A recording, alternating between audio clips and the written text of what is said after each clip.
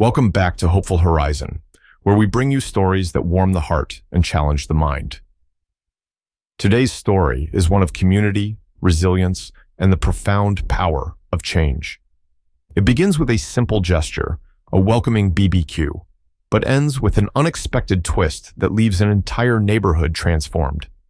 Stay with us as we explore how one couple's courage and compassion helped break down walls of prejudice and build bridges of understanding.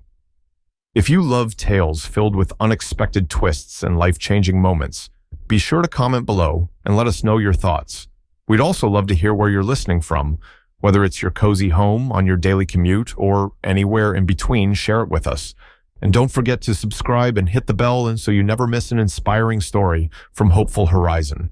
Here, every story reminds us that even the smallest actions can ripple into something greater. It was a warm, sunny afternoon in the suburbs, a perfect day for a backyard BBQ. The scent of grilled food wafted through the air, and laughter could be heard from the Johnsons' backyard. Just a few months ago, the Johnson family had moved into the neighborhood, a quiet, leafy street lined with tidy houses and manicured lawns. The couple, Jamal and Keisha Johnson, were excited to make new friends and settle into their new community. To mark the occasion, they decided to host a welcoming BBQ, inviting all of their neighbors to join in. Jamal, a tall man with a warm, approachable demeanor, stood by the grill, flipping burgers and chatting with the neighbors who had gathered. His wife, Keisha, was setting out trays of food and engaging guests in friendly conversation. The Johnsons were the kind of people who exuded kindness and warmth, the type who naturally brought people together. But not everyone welcomed the Johnsons with open arms. In a house just a few doors down, Mrs. Thompson sat by her window, watching the festivities with a scowl. A longtime resident of the neighborhood, Mrs. Thompson had lived there for decades. Her face, lined with years of life and hardened by her narrow views, reflected the discontent she felt as she watched the new family mingle with her neighbors. In her mind, this new family didn't belong, not because of anything they had done, but because of the color of their skin. She muttered to herself as the sound of laughter drifted through the open window. To her, the lively gathering seemed out of place, too loud, too different. Old prejudices she had never truly confronted bubbled up to the surface, and soon she made a decision. Picking up the phone, she dialed 911. "There's a disturbance on my street," she told the dispatcher, her voice laced with false urgency. "A loud party. It's disrupting the peace. Someone needs to come and take care of it." The police arrived not long after, 2 squad cars pulling up in front of the Johnsons' home. The music lowered and the chatter died down as the officers approached the backyard, their expressions unreadable. Neighbors looked on, a sense of tension settling over the gathering.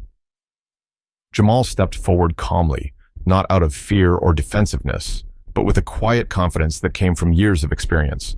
He greeted the officers with a polite nod, his voice steady as he asked, "Good afternoon, officers. Is there a problem?" The officers exchanged glances, clearly uncomfortable as they explained the situation. "We received a noise complaint," one of them said, their tone professional yet uneasy. "Do you live here?" Jamal nodded, a slight smile playing on his lips as he reached into his pocket. "Yes," he said, pulling out a badge. "I'm Jamal Johnson, the new police chief." For a moment, there was silence, stunned silence. The officers stared at the badge, then at Jamal, realizing who they were speaking to. It wasn't just that they had responded to a false complaint, they had come to disrupt a peaceful gathering hosted by their new chief. Word spread quickly among the neighbors. People whispered, exchanged glances, and suddenly all eyes were on Mrs. Thompson's house. She stood by her window, watching as her plan unraveled in front of her. Her face, once filled with scorn, now flushed with embarrassment and shock. She hadn't known who Jamal was, of course, but in that moment, it didn't matter.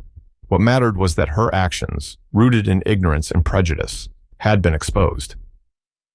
In the days that followed, the neighborhood was quiet. People went about their routines, but something had shifted. The Johnsons continued to settle in, but the warmth they had felt at their BBQ was tainted by the memory of that day. The sense of community they had hoped to foster now felt fractured, tinged with the knowledge that not everyone had been as welcoming as they seemed. But as with all moments of reckoning, this one was not without the possibility of growth. One morning, just a week after the BBQ, there was a knock at the Johnsons' door. When Keisha answered, she was surprised to find Mrs. Thompson standing there, looking smaller and older than she had before. Her hands trembled slightly as she held out a pie, a humble offering. Mrs. Thompson's voice was shaky as she spoke.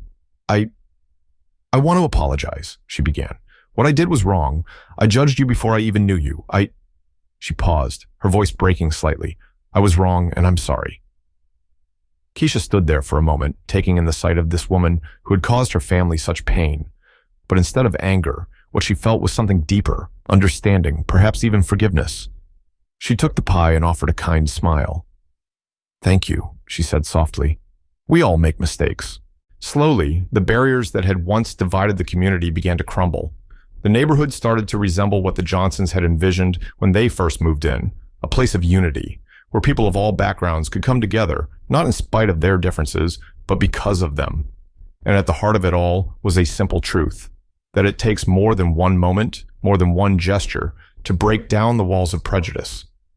But with time, effort, and the willingness to see each other as equals, those walls can indeed be torn down. And so, what began as a welcoming BBQ, disrupted by prejudice, ended with a neighborhood transformed, one small step toward a more inclusive, compassionate world. The lesson here is one of humility, forgiveness, and the courage to face our own biases. It's about understanding that change begins with us, and that unity can grow in even the most unlikely places. Thank you for listening to today's story on Hopeful Horizon. If this story touched your heart, we invite you to share your thoughts in the comments below. Don't forget to subscribe and turn on notifications so you never miss an episode filled with hope, transformation, and the power of community.